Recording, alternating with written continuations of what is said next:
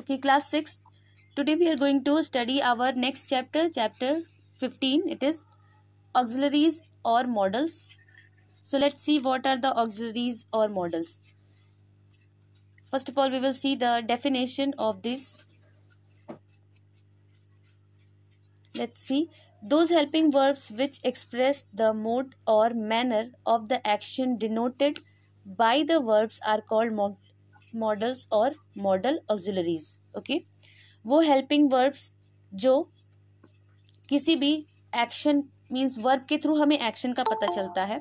So when ever the action, जो भी verb action denote करता है, वर्ब के थ्रू आपको पता चलता है कि कौन सा काम हो रहा है, कौन सा एक्शन परफॉर्म किया जा रहा है, तो उसके मोड और मैनर को डिफाइन करने के लिए, एक्सप्रेस करने के लिए हम हेल्पिंग वर्ब्स का यूज करते हैं. जिन हेल्पिंग वर्ब्स का यूज करते हैं उन्हें हम क्या कहते हैं? ऑक्सिलरीज और मॉडल ऑक्सिलरीज कहते हैं. ओके, मॉडल्स और मॉडल ऑक्सिलरीज कहते हैं. So in easy way we can say that the mode और manner, mute your mic, the mode और manner of the action denoted by the verb is called modal और modal auxiliaries. These are called the helping verbs also. Here as in the example you people can see that those helping verbs means जो helping verbs होते हैं जैसे is, am, are, has, have, was, were, ये आपके helping verbs हैं, but those are not your modal or auxiliary. Okay, will, shall, would, can, may, might, ये सारे जो हैं इनको हम as a helping verb भी use करते हैं with the वर्ब के साथ यूज करते हैं. So these are also called the helping verbs and modal और modal auxiliaries. So we will study all these modals one by one. First of all let's see how many modal auxiliaries are there. Here modals are 13 in numbers. 13 होते हैं. Let's see what are these. May, first one is may, second might, third can, fourth one could, fifth will, sixth one would, seven shall, should, needn't, dare, must, ought to, used to. So these are the 13 modal auxiliaries. Now we will study about these one by one. Now here the first one is will. First we will read about the will. Here in the sentence below, will helps in the formation of future tense. Formation of future tense means जब भी हम future tense की बात कर रहे होते हैं, as in while making the sentences also, जब भी आप sentence बनाते हैं तो किसी भी चीज़ को आपको बताना होता है कि कोई भी वर्क future tense में होना है. ठीक है, तो मीन्स अभी हुआ नहीं है और वो उसे अभी होना है, means it is to be done in the future. ठीक है, then we use the modal will और हेल्पिंग वर्ब विल. ठीक है, तो हम विल का यूज करते हैं. Like my brother will leave for Mumbai tomorrow. Okay, like if you are saying that I will come to school tomorrow. Okay, तो I के साथ आप विल का जब यूज कर रहे हो, you people can say that I के साथ आप शैल का यूज करते हो. बट जब किसी भी चीज को डेफिनेटली बताना होता है कि मैं इस काम को करूंगा, that's why we use will. And future tense की बात होती है तो for the formation of future tense we use will का यूज हम करते हैं. Okay, next the B point is will is used to express willingness. will का यूज हम और कब करते हैं? जब भी willingness मीन्स होता है कि चाह को हम कहते हैं willingness मीन्स हम कुछ करना चाहते हैं अगर, तो हम उसे willingness कहते हैं. Like for example, I will help you as far as I can means मैं तुम्हारी हेल्प करूँगा जितना मुझसे हो सकेगा. Okay, so here we are using will क्योंकि यहाँ पे ये बताया जा रहा है कि अगर मैं जितना कर सकता हूँ उतनी तुम्हारी हेल्प करूँगा, उसकी विलिंगनेस के बारे में बताया जा रहा है. Next one is the C point is will is use to express polite request. Will का यूज हम पोलाइट रिक्वेस्ट के लिए भी करते हैं. अगर हम किसी से कुछ रिक्वेस्ट कर रहे हैं देन वी स्पीक पोलाइटली, हम अच्छे तरीके से उससे बात करते हैं, ठीक है। तो उसके लिए भी हम विल का यूज करते हैं। Like will you please close the door, किसी से रिक्वेस्ट की जा रही है politely. Then will you please lend me your book, ठीक है, क्या तुम मुझे अपनी बुक उधार दोगे। So we can use will for the to express the polite request also. Next one is here D point is will is used to express intention और promise। अगर किसी को प्रॉमिस देनी होती है, किसी को कुछ प्रॉमिस करना होता है, या फिर इंटेंशन अपनी मीन्स अपना इरादा बताना होता है, तो हम विल का यूज करते हैं। लाइक विल, आई विल, यहाँ पे आई होगा, I is missing over here. I will come as soon as I am well, means मैं आऊँगा। I will come as soon as I am well, तो यहाँ पे एक प्रॉमिस किया जा रहा है कि जैसे ही मैं ठीक हो जाऊँगा मैं आऊँगा, means here promise is being done, okay, that's why we are using will. In the second example also, I will not speak for more than half an hour. यहाँ पे क्या बताया जा रहा है, इंटेंशन बताई जा रही है, अपनी इंटेंशन बताई जा रही है कि मेरा इरादा क्या है, मैं आधे घंटे से ज़्यादा नहीं बोलूँगा। सो यहाँ पे ये बताया जा रहा है कि मेरा इंटेंशन क्या है, what is my intention. Next point is ई में आप देखिए, will is use to express determination. Determination means होता है फर्म डिटर्मिनेशन, मीन्स दृढ़ इच्छा शक्ति। अगर किसी चीज के लिए डिसाइड कर लिया गया कि मैं इस काम को करूंगा, okay, then it is called the determination और firm determination, okay. Like we will fight to the finish, हम अंत तक लड़ेंगे।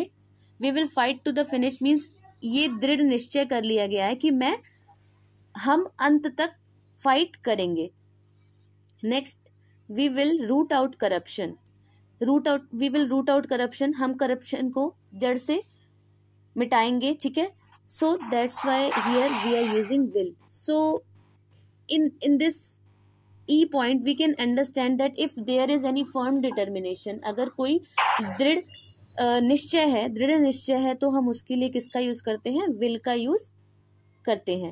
Now the next one is F, will expresses prediction. Will expresses prediction, prediction means you can say अगर कोई चीज मान के चलते हैं, ठीक है, तो कि अगर ऐसा करेंगे तो ऐसा हो जाएगा, then we use this. Like if you step on a snake it will bite you, अगर तुम स्नेक के ऊपर पैर रख देते हो, ठीक है, इट विल बाइट यू, वो तुम्हें काट लेगा। So here in this example यहाँ पे ये चीज बताई जा रही है कि अगर तुम ऐसा करते हो तो ऐसा हो जाएगा। Like here he will never tell a lie, वो कभी झूठ नहीं बोलेगा, मीन्स किसी चीज को हम इस चीज को मान के चल रहे हैं, ठीक है। Like he will never tell a lie, वो कभी झूठ नहीं बोलेगा। सो in these points we come to know that where we use the modal auxiliary will. Like will is used, will, first of all we can say that will is helps in the formation of future tense. Next, it expresses willingness, it is used to express willingness, okay. Next, it expresses the polite request, comma, intention or promise, determination, firm determination or prediction. So in these cases we use our modal auxiliary will. Now the second one is shall. जो हमारा second one है वो क्या है, shall है. Let's see where we use shall. Shall is used to express the future tense when the subject is I or me, okay. I or me it is given, आई और we होगा यहाँ पे, okay, आई और we. Like means शैल का use हम कब करते हैं, we use to express the future tense, हम फ्यूचर टेंस के लिए ही इसका भी यूज करते हैं, शैल का भी, when the subject is I और वी, जब आपका सब्जेक्ट आई और वी होता है तो। Like let's see example, he shall leave for Shimla on Sunday, यहाँ पे फ्यूचर टेंस की बात की जा रही है। ओके, सो यहाँ पे आपका क्या हो जाएगा, शैल का यूज किया गया है, that we shall leave for Shimla on Sunday. Next B1, shall is use to express a threat और कमांड। थ्रेट और कमांड मीन्स, थ्रेट अगर कोई गलती कर देते हैं, ठीक है, तो उसको हम थ्रेट कहते हैं। कमांड मीन्स आप समझते ही होंगे कि ऑर्डर किसी को अगर देना होता है। So that's why we use shall for the threat or command also. Like example, he shall report for duty tomorrow. He shall report for duty tomorrow means वो अपनी ड्यूटी के लिए कल रिपोर्ट करेगा। So this is a command. ये आपका क्या है, कमांड है। Next, they shall suffer for this. This is your threat. Threat ये है कि मीन्स अगर उन्होंने ऐसा किया, ठीक है, तो उन्हें इसके लिए भुगतना पड़ेगा, मीन्स उन्हें सफ़र करना पड़ेगा। सो दे शैल सफ़र फॉर दिस, अगर वो मीन्स वो कुछ ऐसा गलत काम करने वाले हैं जिसके लिए उन्हें सफ़र करना पड़ेगा, तो यहाँ पे थ्रेट बताया जा रहा है। That's why we are using shall in this example. Next, the C point is shall when used in a question with I और V। shall when used in a question with I और V, जब shall का use हम किसी question में करते हैं तो I और V आपका सब्जेक्ट होगा।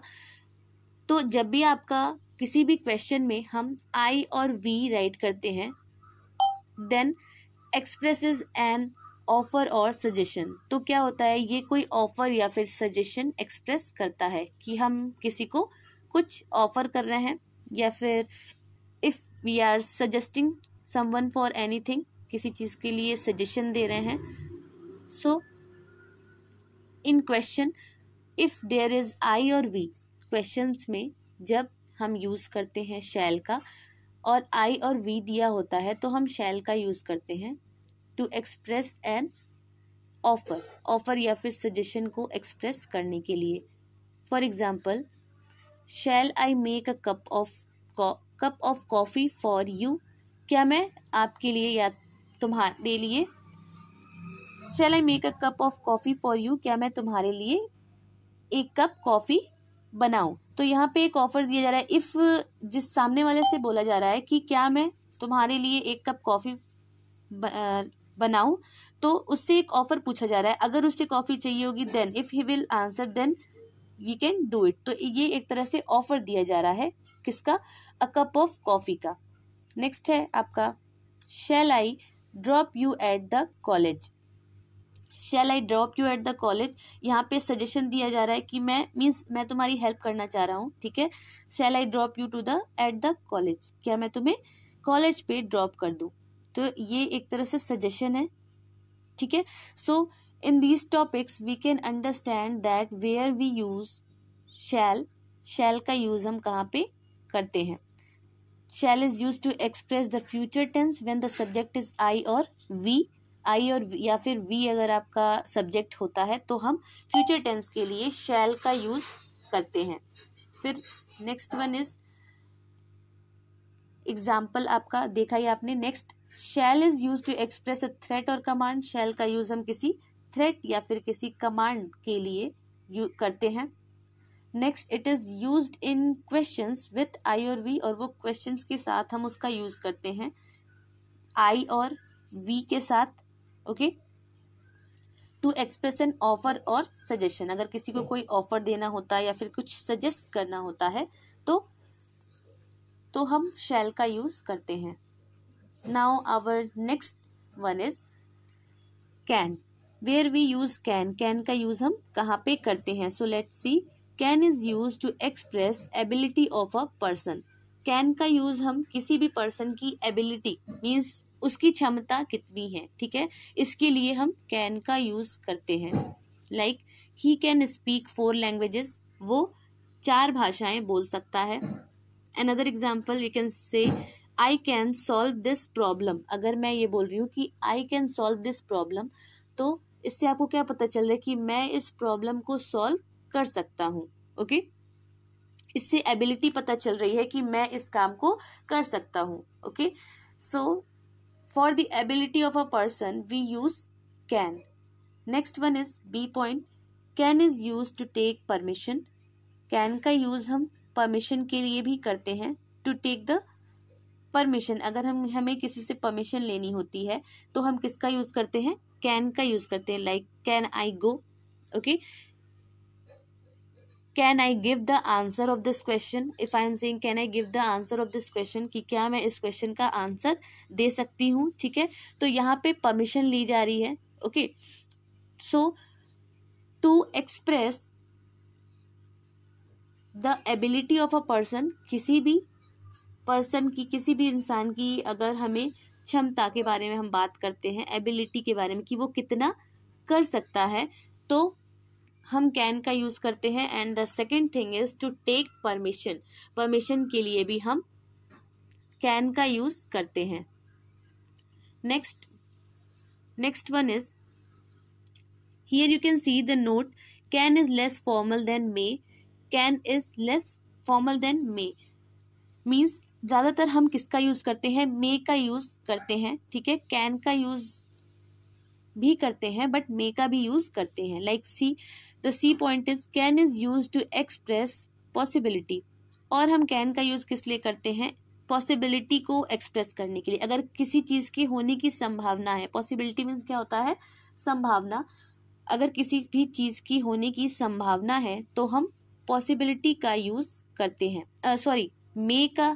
कैन का यूज करते हैं. Here in the examples you can see anyone can make mistakes means गलतियां किसी से भी हो सकती हैं. तो इस चीज की पॉसिबिलिटी है. With this example you can easily understand कि ये बताया जा रहा है कि गलतियां किसी से भी हो सकती हैं, मीन्स गलती होने की संभावना है. Okay, like anyone can make mistake. Next one is accidents can happen to anyone. Means accidents किसी के साथ भी हो सकते हैं. तो यहाँ पे भी संभावना बताई जा रही है कि एक्सीडेंट्स किसी के साथ भी हो सकते हैं. तो today we have read about will. Second we have read about shall. Third one is can. And we will continue it in our next class.